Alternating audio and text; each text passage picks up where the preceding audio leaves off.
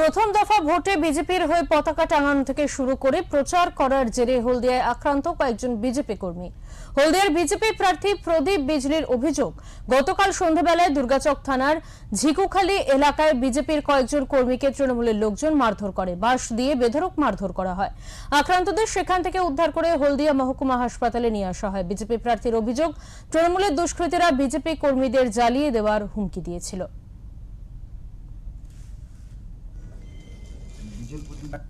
আমরা গিয়েছি, ওরা আমাদেরকে 3-4 জন আমরা গিয়েছি, আমাদেরকে ধরে নিয়েছে 20-30 জন ধরে, বলছে তোরা পার্টির ফ্ল্যাগটা নিয়েছো, তোদেরকে বিজেপি পার্টির ফ্ল্যাগটা নিয়েছো, তোদেরকে মারবো, এক্ষুনি পেট্রোল নিয়ে আয়, ডিজেল নিয়ে আয়। বলতো নিয়ে একজন পেট্রোল নিয়ে এসে আমাদেরকে ধরে খুব মারামারি করছে। কপের সঙ্গে রক্ত বেরোচ্ছে, মানে পেটে এমন লাথি মেরেছে, বুকে লাথি মেরেছে, যার ফলে এখনো মুখ থেকে রক্ত বেরোচ্ছে। কারা মেরেছে বলছে?